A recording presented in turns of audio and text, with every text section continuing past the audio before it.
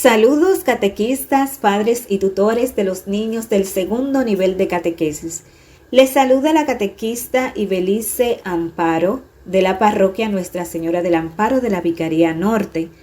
En esta semana vamos a trabajar el tema 8 del segundo nivel que se titula Jesús abre los ojos, libera, sana, devuelve la vida y sacia el hambre de su pueblo, son señales del reino.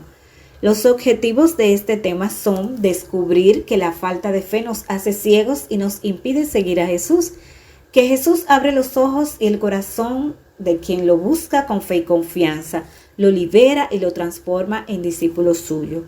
Jesús actúa a la manera de Dios Padre y con el mismo poder, haciendo la obra de salvación en el corazón y en el cuerpo de las personas. Vamos a descubrir también que Jesús sana el hambre de su pueblo y nos compromete a que todos los hermanos alcancen tanto el pan espiritual como el pan material. Descubrir que Jesús en sus palabras y en sus obras define siempre la vida, la promueve y hasta la devuelve a los muertos. Es el Dios de la vida. ¿Cuándo estamos ciegos? Como dice el primer objetivo. Estamos ciegos cada vez que rechazamos a los demás, negándoles nuestra amistad, nuestro servicio, cada vez que hablamos mentira y hacemos cosas que a Dios no le agradan. No vemos más que nosotros mismos, entonces nuestro corazón está cerrado a la luz. ¿Cuáles obstáculos impiden a Bartimeo ver a Jesús? Bartimeo, ¿quién es Bartimeo? Bueno, en San Marcos capítulo 10 nos cuenta que un señor llamado Bartimeo era un limosnero ciego que estaba sentado a la orilla del camino y cuando Jesús pasaba por ahí se puso a gritar: Jesús, hijo de David, ten compasión de mí. Jesús, hijo de David, ten compasión de mí. Entonces, ese era Bartimeo. Jesús lo escuchó, lo llamó. Él soltó su manto, fue corriendo y Jesús le preguntó qué quería que le hiciera y él le dijo que él quería ver, que él quería que lo sanara. Entonces Jesús le dijo: bueno, pues tu fe te ha sanado. Ese era Bartimeo. Entonces, además de ser ciego, Bartimeo está sentado a la orilla del camino, es decir, él no actúa como el discípulo de Jesús, no camina con Jesús. Le falta encontrarse con Jesús para poder seguirlo, pero está cerca y está esperando, aunque los discípulos de Jesús y la gente tratan de cerrarle el camino. ¿Cuáles obstáculos nos impiden encontrarnos con Jesús y seguirlo? Bueno, el obstáculo más grande es la falta de fe. Por eso nos dejamos llevar por un amigo en un camino extraviado, como el desobedecer. No queremos ir a la catequesis, no queremos ir a hacer las tareas, no queremos ir a la misa. O nos quedamos sin hacer nada como el ciego, por miedo, por pereza, por capricho. Eso nos pasa. ¿Y por qué no se calla Bartimeo cuando la gente lo molesta? Bueno, Bartimeo desea ser sanado, ver claro y tiene confianza en Jesús. Cree que lo puede liberar de su ceguera. Bartimeo nos enseña a ser valientes, a no hacerle caso a los que quieren alejarnos de Jesús. Nos enseña a orar con fe y perseverancia sin cansarnos. ¿Cuál esfuerzo hace Bartimeo cuando Jesús lo llama? Bartimeo arrojó su manto, es decir, actúa como si no fuera ciego. Después expresa una buena voluntad y su decisión de seguir a Jesús.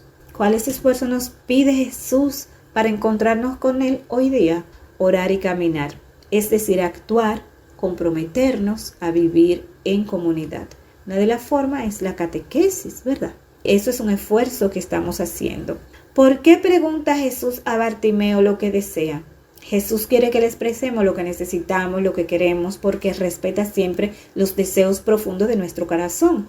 Él pide la fe y un corazón sincero y nos enseña además que solo actúa en nosotros si lo deseamos con sinceridad.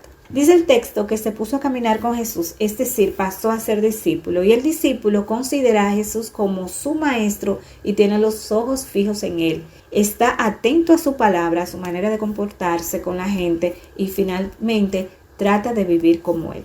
Jesús libera al hombre de sus pecados, es lo propio de Dios.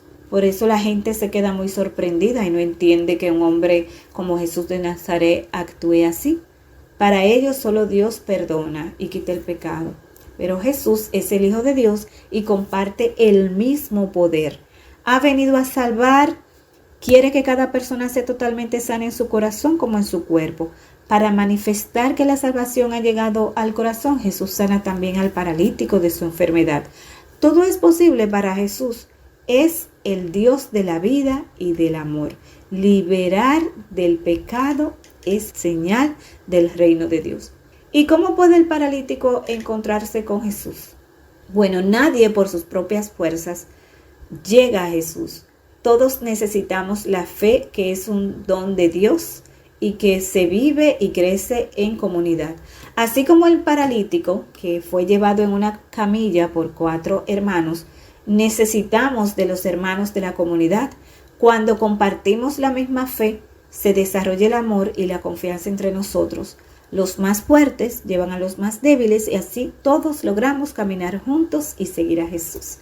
¿Cómo se nota que somos discípulos de Jesús? Oh, pero fácil.